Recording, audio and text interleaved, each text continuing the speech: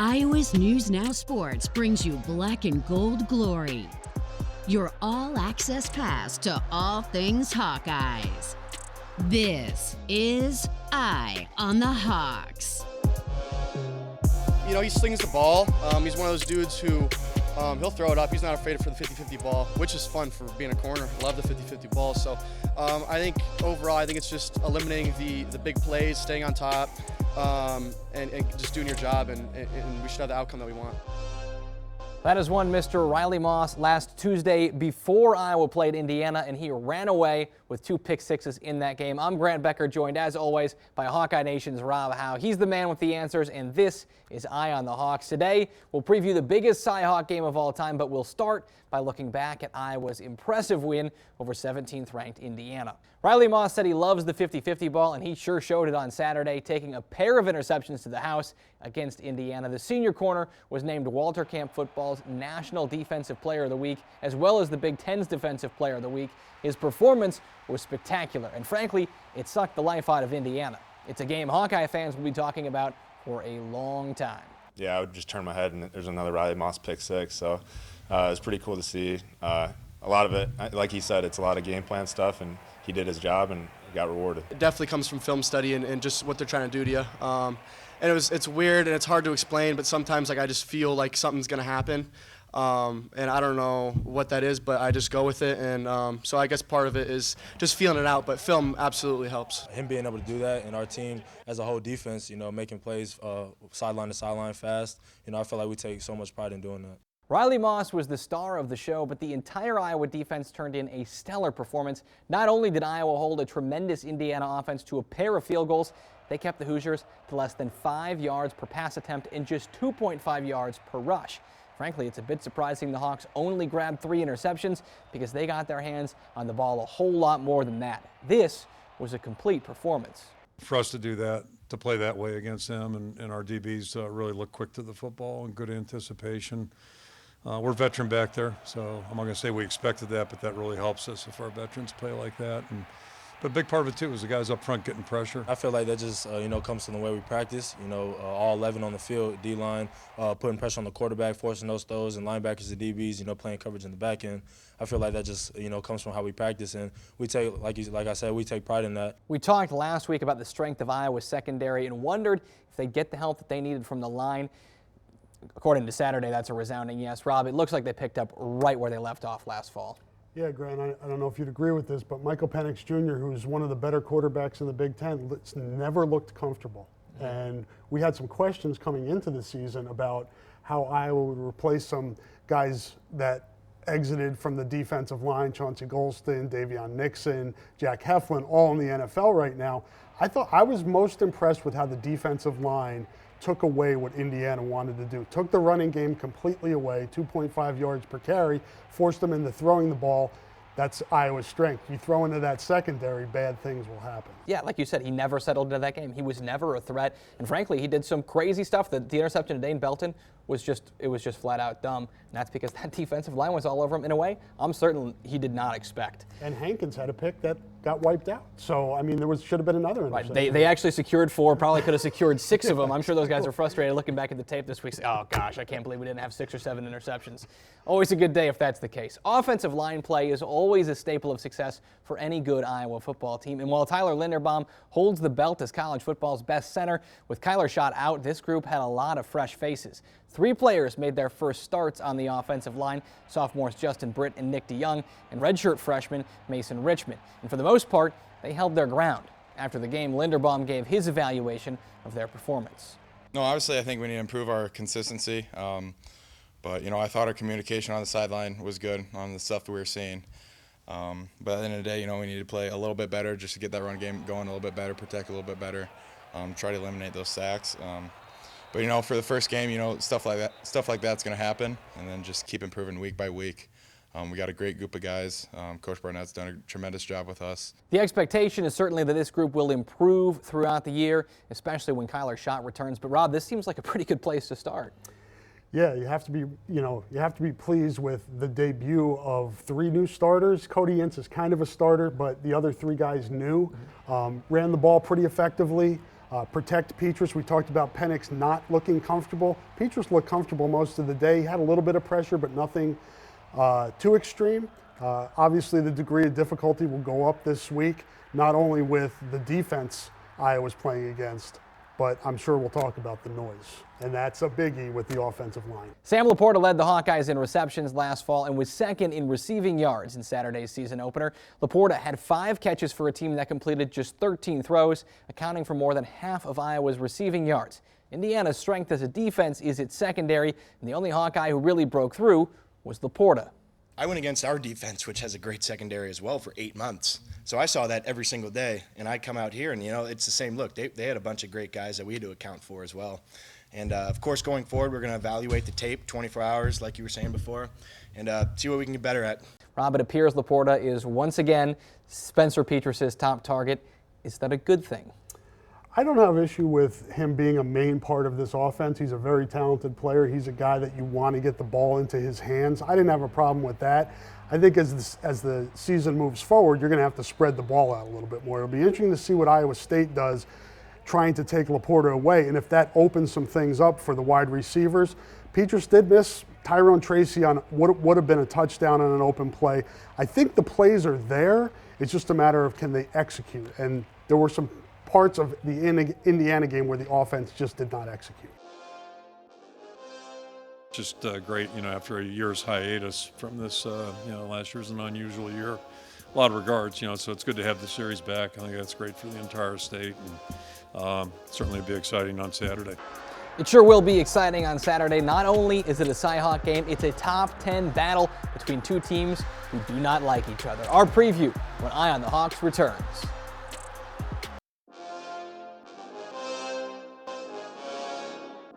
This town is very lovely. The game is very lovely. I didn't know how much a rivalry meant until I got on campus.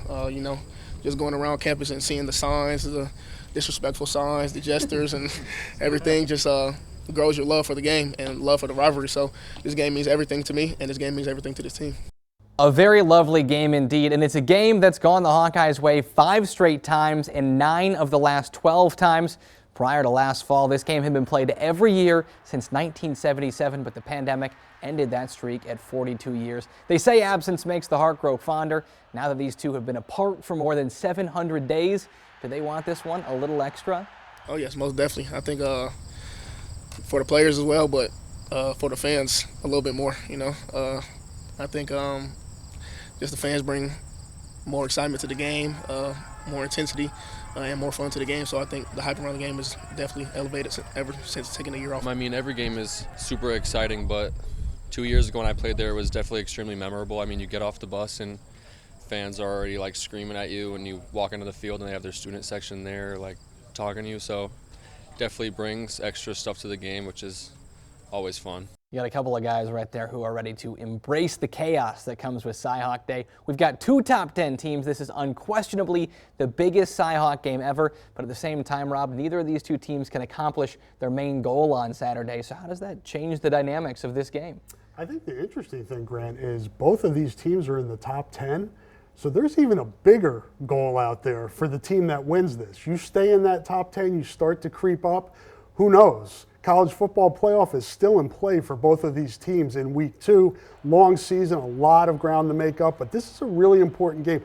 Not as important as conference play. I think both of them, both players for both teams would tell you that, but this is a chance to make a really big statement nationally. And that's really what it is it's a statement. It's almost a bragging rights. And like you mentioned, the college football playoff, one of these teams is going to have some hopes for that after this game. But yeah, they both want to win conference titles. Really, this is just where are we at? The consequences of a loss are not that significant, particularly when you talk about the goal of winning a Big Ten West title for the Iowa Hawkeyes. Brock Purdy is in year 4 as the Cyclones' starting QB, and he'll hone just about every quarterbacking record in Ames when all is said and done. But the man who makes this offense go is running back Breece Hall, who led the nation with 1,572 yards last season, piling up 21 touchdowns along the way. He can chip in through the passing game as well, and since he secured the RB1 job in early 2019, he has been among the nation's best at the position. He's just an extraordinary player. He's a really good football player and can do a lot of things that a back his size, normally wouldn't be able to do, but he can do them, and he's a big back. So there's really not much that we've seen that he can't do. I don't know how many guys had more yards than him last year in the country, but there couldn't have been a long list of them, that's for sure. Kirk's right. It's a very short list because there is nobody on it. Rob, Breece Hall didn't really play a role in the last Cy-Hawk game, but I imagine if Iowa State wins this one, he's going to be the key to that victory, right? No question, and we talked about it earlier in the show. We saw what happened to Indiana when Indiana could not run the football. You can't run the football against Iowa. You make yourself one-dimensional, and then the secondary just picks you apart. You don't want to put Brock Purdy in a position where Iowa can pin its ears back and then have the secondary make plays. Got to sustain some type of running game, and that may be the key to this game overall. Which team can run the football at least a little bit? It's going to be tough sledding most of the day, but one of these teams has to sustain at least a little bit of a rushing game. I would have to imagine that Cyclone fans look back at that last Cy-Hawk game and they think, oh my goodness, if we had known that Breece Hall was our guy, that could be the 1 point difference in that game. I mean, you have to make something up there. He gets 1 rush for 0 yards. This time around, we could see him carry a huge, huge load here. Just 1 point separated the Hawkeyes and Cyclones in 2019, and that may very well be the case again in 2021. There's still not much to separate these two teams, but there has been plenty of turnover on Iowa's roster since the last Cy-Hawk game. What's unusual, though, is how much Iowa State brings back from that game 2 years ago. The big difference, I think, is that you look at our game from last time, there's a lot of guys on that film in their red uniforms that are still there, a lot of guys in our white uniforms that aren't there, so that's probably the biggest difference. But they've done a great job, and they've got a really good football team right now, and we know we have our hands full, I know that. Let's quantify that a little bit. Just 3 of Iowa's starters from the 2019 Cy-Hawk game will start again this weekend for Iowa State. It's 11 out of 22. Rob, how much does that matter, if at all? I think it matters twofold here, Grant. One is, if this game was in Kinnick, it probably wouldn't matter as much. With all those new guys, and many of them going on the road for the first time ever in front of a hostile environment, because last year, again, the pandemic, there were empty stadiums, communication, things like that. You talk about the most important position on the field, the quarterback. You've got a guy who's been through this before in Brock Purdy, and a guy who hasn't been through this before in Spencer Petras. I think it matters. I do. I think that's a big deal. If this was at Kinnick Stadium, I think you'd feel a lot better about Iowa's chances. Yeah, that's something like 19 starters on this Iowa football team that have not played in a hostile environment. It'll probably be 48-41 again, one of those deals, but I don't see that coming. I just think it's going to be tough to, I know from our standpoint, we're going to have to really work hard to move the ball. Kirk Ferentz expects this one to be a close defensive affair where turnovers are at a premium, and that's been a point of emphasis in Ames. Jed Beecham has more on the Cyclones when we come back.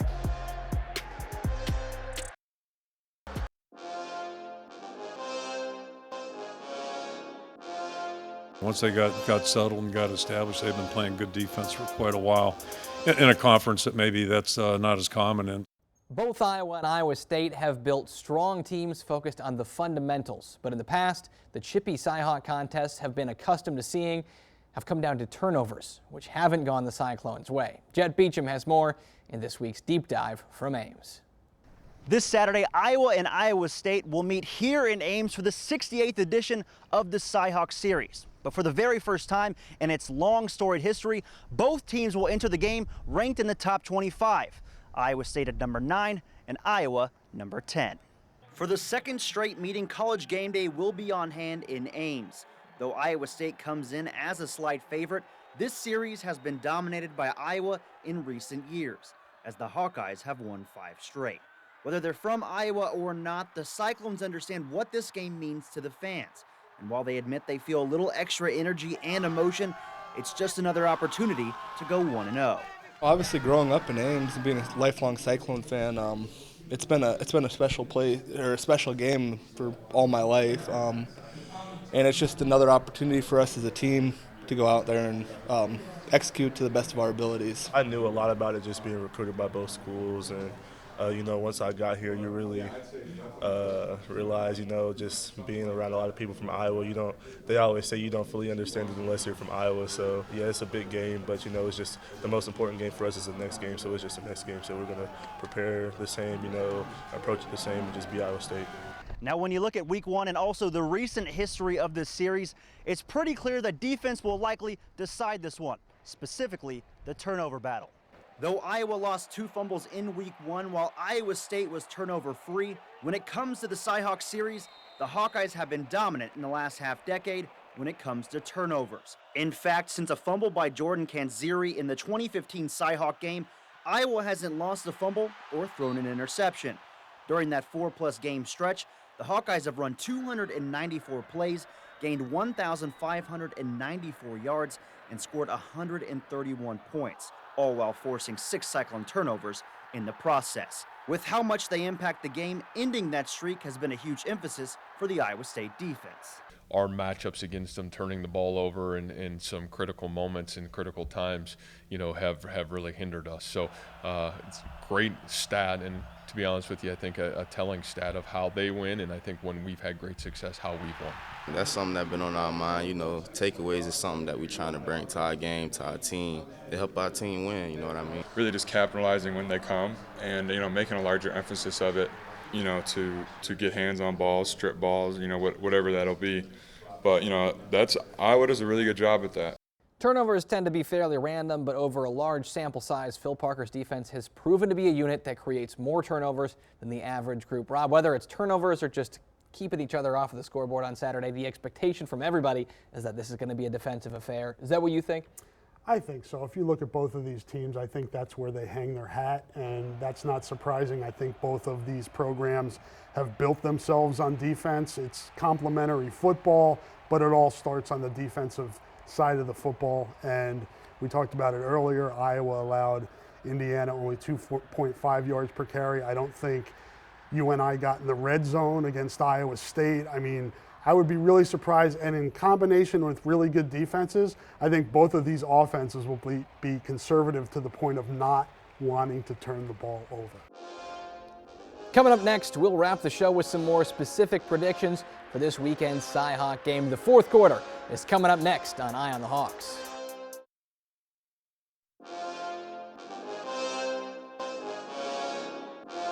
One of the reasons it's, to me, amazing that you have 2 teams that are ranked.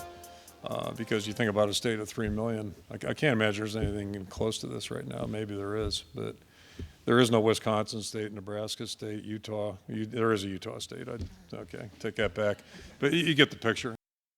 There is indeed a Utah State, but Kirk's point is a good one. Iowa is the 33rd most populous state in the nation, but right now it has 2 of college football's top 10 teams. Only Ohio, with nearly 4 times the population, can match that at the moment. This weekend is a tremendous opportunity for football in this state to shine. All right, it's time for some picks. ESPN's Football Power Index favors the Cyclones slightly, giving them a 57% chance to win the game. Bally Bet has the line at Iowa State -4.5. Rob, we both picked Iowa State in our full season picks last week. Did anything over the weekend change your mind on that one? I would say that I'm a little bit more to the point of Iowa having a chance to win this game based on what we saw the first week of the season. Having said that, as we've talked about throughout the show, if this game was in Kinnick, I'd probably pick Iowa. It's in Jack Trice, 19 new starters. Those are the types of things I think that maybe, kind of push it towards Iowa State's favor. But I wouldn't be surprised if this game goes either way. I mean, I think it's a toss-up game. What's your score prediction? 24-20, Iowa State.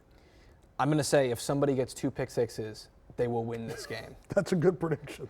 I think it's going to play out really close, too. I don't feel as confident about picking Iowa State after what we saw last week. But again, we've seen this kind of start from Iowa State before, and there were things that happened in that Iowa game that expanded the gap. They were certainly the better team than Indiana. I don't want to take anything away from that performance, but I think so, too. I think somewhere in that 27-24 range, and it could come down to kicking again. That's sort of what it came down to 2 years ago, and let's just hope they play the game from start to finish. Let's just play this football game one time. Yes, no delays. No delays, please. That'll do it for week 2 of Eye on the Hawks. We'll be right back here next week with a recap of what is sure to be an eventful Cy-Hawk game, and get you ready for week 3. Thanks for joining us. Have a great week.